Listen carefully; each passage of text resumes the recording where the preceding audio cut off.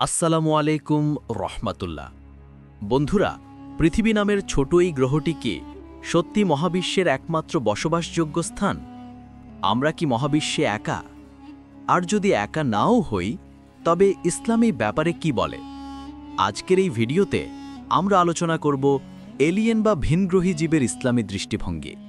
কুরআনে কি জীবনের উল্লেখ আছে? সূরা আশ-শূরার বিখ্যাত আয়াত, হাদিস ও তাফসীরকারদের মতামত। আধুনিক বিজ্ঞান এলিয়েন নিয়ে কোথায় পৌঁছেছে?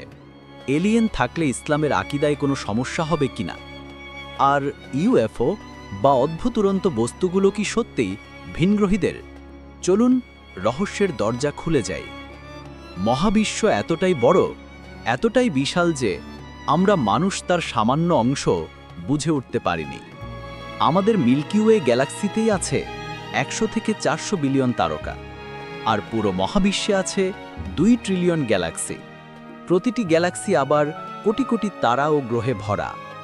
একবার ভাবুন, এমন অবিশ্বাস্য বিশালতার মহাবিশ্বে কি সত্যি শুধু একটি গ্রহেই জীবন থাকবে? বিজ্ঞানীরা তাই বলেন, life is not rare, we are not special, we are just early. Islam হাজার বছর আগেই জানিয়েছে মহাবিশ্ব সীমাহীন, জটিল ও অসংখ্য সৃষ্টিতে ভরপুর। আল্লাহ বলেন, আমি সৃষ্টি করেছি আসমানসমূহ, পৃথিবী এবং তাদের মাঝে যা কিছু আছে। সূরা আল ফুরকান ৫৯। ইসলামী স্কলারদের অনেকেই বলেন, যা কিছু আছে এর মধ্যে এমন অনেক সৃষ্টির সম্ভাবনা রয়েছে যাদের সম্পর্কে আমরা কিছুই জানি না। এটা কেবল মানব, জিন, ফেরেশতা নয়, বরং এমন সৃষ্টি যারা সম্পূর্ণ ভিন্ন গ্রহে, ভিন্ন পরিবেশে বাস করতে পারে। এলিয়েন প্রসঙ্গে সবচেয়ে আলোচিত আয়াত, তার নিদর্শনসমূহের মধ্যে রয়েছে আসমানসমূহ ও পৃথিবীর সৃষ্টি এবং সেগুলোর মধ্যে বিচরণকারী জীবজন্তু, দাব্বা। আর তিনি চাইলে তাদেরকে একত্র করতেও সমর্থ। এখানে দুটি শব্দ গুরুত্বপূর্ণ। এক, দাব্বা মানে হাঁটাচলা করতে সক্ষম যে কোনো জীব। সমুদ্রের মাছ, পাখি, পশু, এমনকি মানুষের ক্ষেত্রেও শব্দটি ব্যবহৃত হয়। আসমানসমূহে দাব্বা, আসমানসমূহ বলতে শুধু আকাশ নয়, বরং পুরো মহাবিশ্ব, গ্রহ, নক্ষত্র, গ্যালাক্সি। অনেক আলেম বলেন, এই আয়াত স্পষ্ট ইঙ্গিত দেয় আল্লাহ আসমানেও জীব সৃষ্টি করেছেন। যদিও আমরা তাদের দেখি না, তাদের প্রযুক্তি, রূপ বা অবস্থান জানি না, তবে তারা আল্লাহর আরেক সৃষ্টি হতে পারে। হাদিসে সরাসরি এলিয়েন শব্দ নেই, কিন্তু অনেক হাদিসে আল্লাহর অসীম সৃষ্টির কথা বলা হয়েছে। রাসূল সাল্লাল্লাহু আলাইহি ওয়াসাল্লাম বলেছেন, আল্লাহর সৃষ্টির সংখ্যা তোমরা গণনা করতে পারবে না। আরও একটি বর্ণনে আসে, আল্লাহ প্রতিদিন নতুন নতুন সৃষ্টি করছেন। এতে বোঝা যায় ইসলামে সৃষ্টির পরিধি শুধু মানব বা জিন নয়, বরং সীমাহীন। অনেকে প্রশ্ন করেন, জিন কি এলিয়েন? উত্তর না। জিন হলো আগুন থেকে সৃষ্ট, এলিয়েন হলে তারা ভিন্ন গ্রহের জীব, আলাদা সৃষ্টি। অনেক প্রখ্যাত আলেম যেমন ইমাম ইবনে কাসির, ইমাম কুরতুবী, ইমাম রাজি, তারা বলছেন আল্লাহ আসমানেও এমন সৃষ্টি রেখেছেন যারা তার ইবাদত করেন। মানুষের অজানা সৃষ্টিও আসমানের মধ্যে রয়েছে। কেউ কেউ সরাসরি বলেছেন দাব্বা শব্দটি আকাশেও জীবনের সম্ভাবনার প্রতি স্পষ্ট ইঙ্গিত দেয়। কিছু আধুনিক আলেম যেমন ডক্টর জাকির নায়েক বলেন, এলিয়েন থাকা পুরোপুরি সম্ভব এবং কুরআনের বক্তব্য তার বিপক্ষে নয়। নাসার অনুসন্ধান, বিজ্ঞানীরা পৃথিবীর মতো আরও হাজার হাজার গ্রহ খুঁজে পেয়েছেন যাদের তাপমাত্রা, পানি ও বায়ুমণ্ডল জীবনের উপযোগে। ওয়াও সিগন্যাল, ১৯৭৭ সালে এক অদ্ভুত রেডিও সিগন্যাল ধরা পড়ে।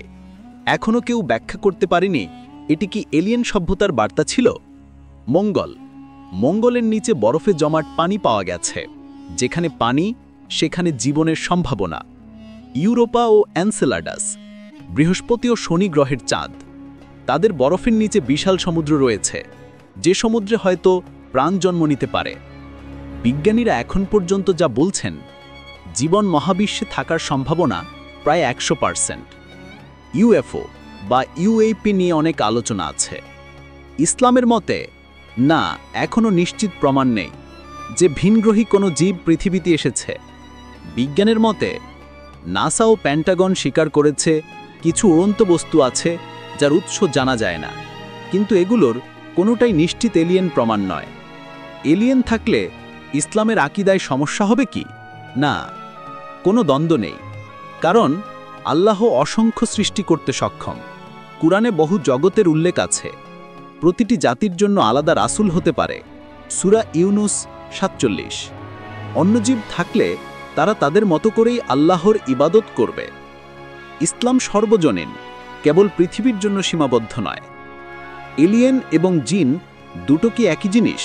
না, এরা সম্পূর্ণ আলাদা। জিন হল আগুন থেকে সৃষ্ট, মানুষের পৃথিবীতেই বসবাস, ইবাদত করার ক্ষমতা আছে, কিয়ামত পর্যন্ত পৃথিবীতেই থাকবে। এলিয়েন সম্ভবত ভিন্ন গ্রহের জীব, ভিন্ন পদার্থে সৃষ্ট হতে পারে। আমাদের জানা বা অজানা প্রযুক্তি থাকতে পারে।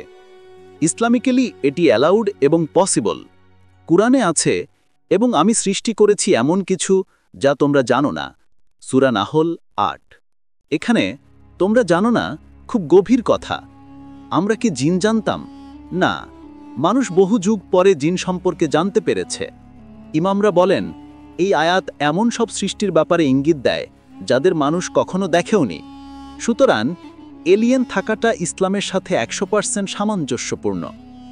আমরা হয়তো মহাবিশ্বে একা নই, শুধু সময়ের অপেক্ষা, কবে আমরা সেই অজানা সৃষ্টির দেখা পাব